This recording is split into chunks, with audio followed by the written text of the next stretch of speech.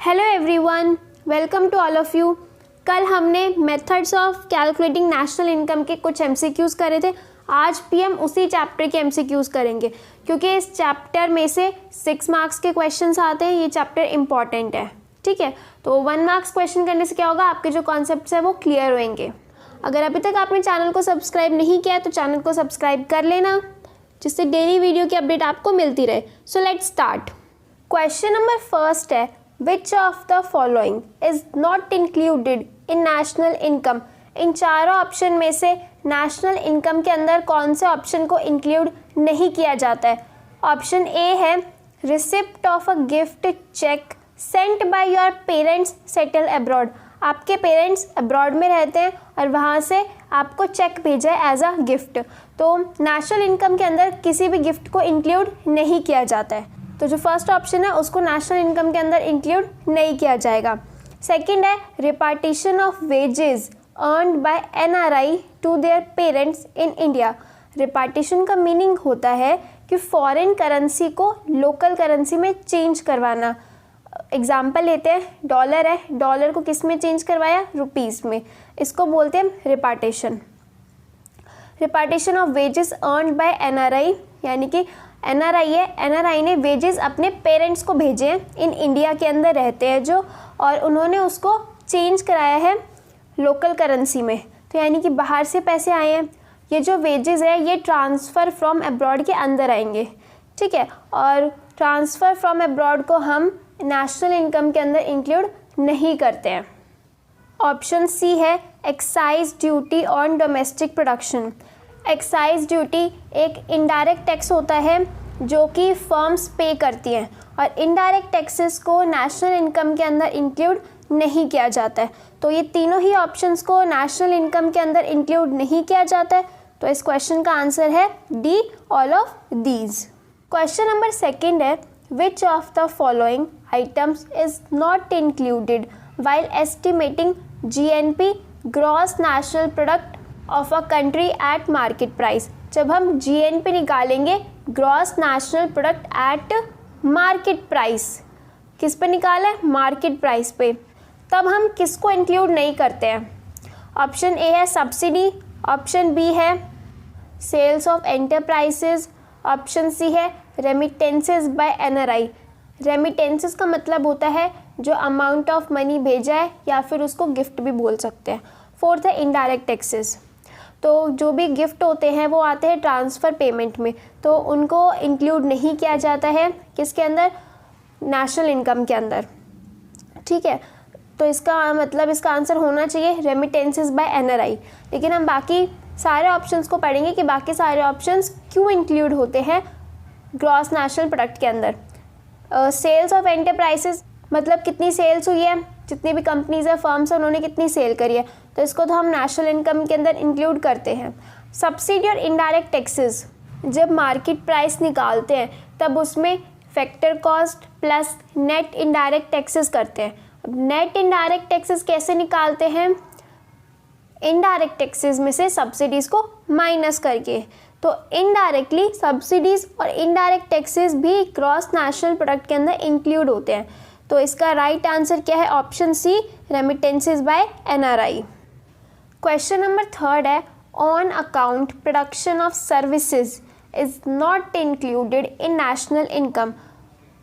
जो on account services होती हैं उनको हम नेशनल इनकम के अंदर इंक्लूड क्यों नहीं करते हैं? बिकॉज अगर हम सिंपल लैंग्वेज में बात करें ना, तो on account production of services वो सर्विसेज होती है जो हम अपने लिए करते हैं। जो काम हम अपना खुद करते हैं ना, उसको बोलते हैं on account production of services. जैसे कि अगर हम अपना घर का काम खुद करते हैं, ठीक है, सर्विस होती है वो भी एक तरह की, लेकिन उस सर्विस को हम नेशनल इनकम के अंदर इंक्लूड नहीं करते हैं। इसका रीज़न होता है, 4 ऑप्शन हमें यहाँ पे दे रखे हैं। Services are different from goods, services good से डिफरेंट होती हैं। फोर्थ है services are not productive, services productive नहीं होती हैं।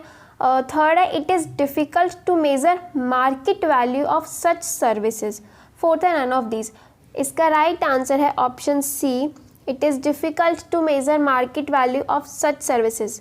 इसको एक एग्जाम्पल से समझते हैं। अगर एक टीचर है वो अपने सन को टीच कर रहे हैं, ठीक है, अपने ही बेटे को पढ़ा रहे हैं, तो वो कोई अर्निंग पर्पस के लिए तो पढ़ा नहीं रहे, पैसे कमाने के लिए तो नहीं पढ़ा रहे, तो उस टाइम पे उस सर्विस की मार्केट वैल्यू लगाना, मार्केट वैल्यू मेज़र करना डिफ़िकल्ट हो जाता है। उस टाइम पे मार्केट वैल्यू मेज़र नहीं कर सकते, इसलिए ऐसी सर्विस को इंक्लूड नहीं किया जाता है नेशनल इनकम के अंदर। लेकिन जो on account production of goods होते हैं ना, जो गुड्स हम अपने लिए प्रोड्यूस कर रहे होते हैं, उनकी वैल्यू नेशनल इनकम के अंदर इंक्लूड होती है।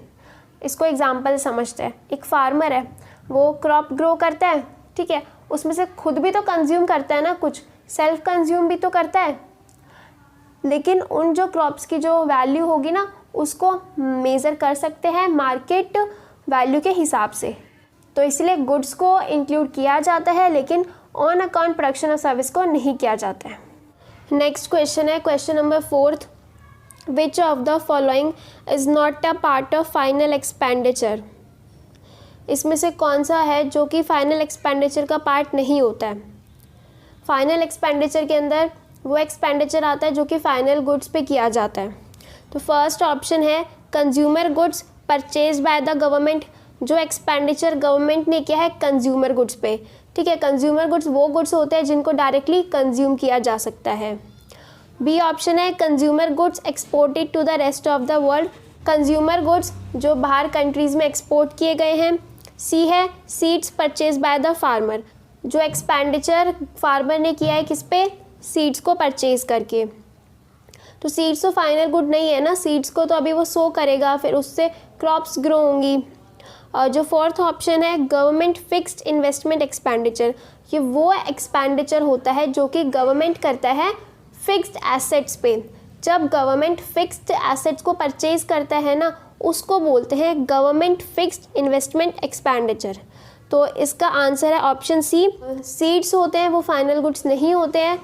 जो एक्सपेंडिचर फार्मर ने किया है ना सीड्स के ऊपर, वो फाइनल एक्सपेंडिचर के अंदर नहीं आता है। क्वेश्चन नंबर 5 है according to income method domestic income is equal to. Income method से डोमेस्टिक इनकम कैसे निकालते हैं।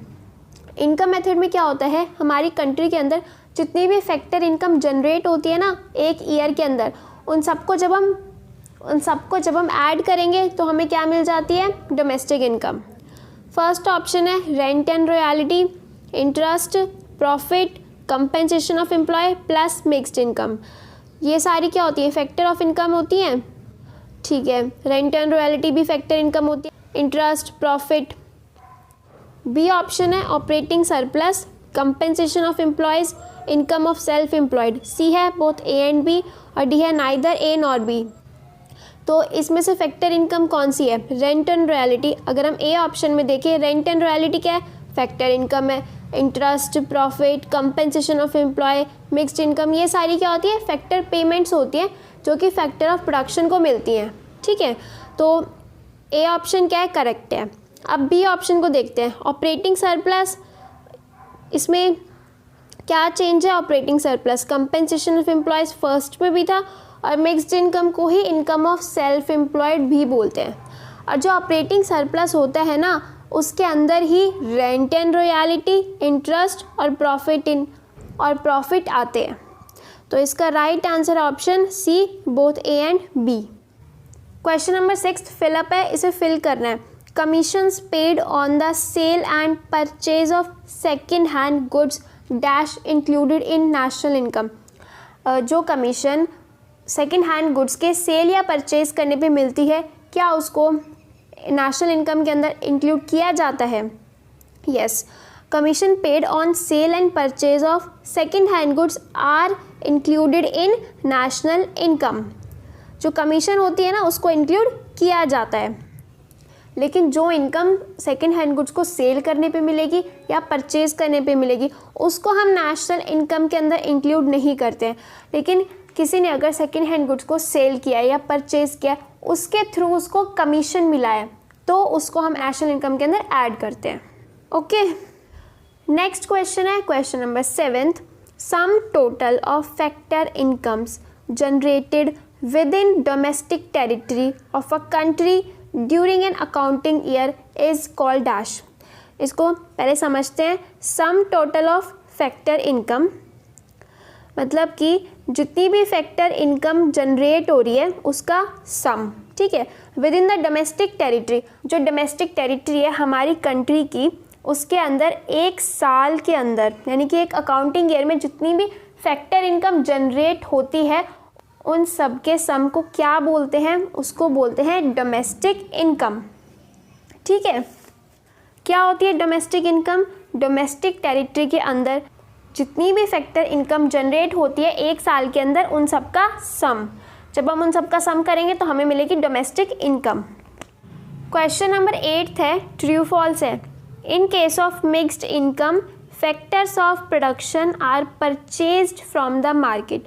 मिक्स्ड इनकम के केस में जो फैक्टर्स ऑफ प्रोडक्शन होते हैं उनको मार्केट से परचेज किया जाता है, ये हमें स्टेटमेंट में बोला गया है। पहले हमें पता होना चाहिए कि मिक्स्ड इनकम क्या होती है। मिक्स्ड इनकम वो इनकम होती है जो कि सेल्फ एम्प्लॉयड पर्सन अर्न करते हैं। Factor income of the self employed person.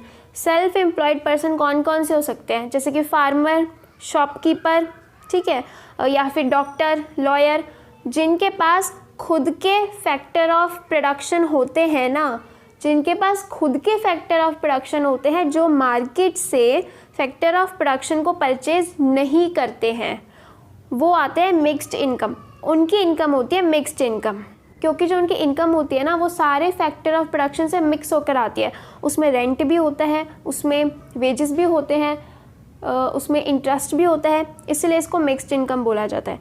ये स्टेटमेंट फॉल्स है। क्यों फॉल्स है? क्योंकि जो मिक्स्ड इनकम के अंदर फैक्टर ऑफ प्रोडक्शन होते हैं वो मार्केट से परचेज नहीं किए जाते हैं। और इसके साथ साथ मिक्स्ड इनकम क्या होती है, उसके अंदर क्या क्या इंक्लूड होता है, मैंने वो भी आपको समझा दिया है। क्वेश्चन नंबर 9 है, transfer payments do not cause any value addition in the economy.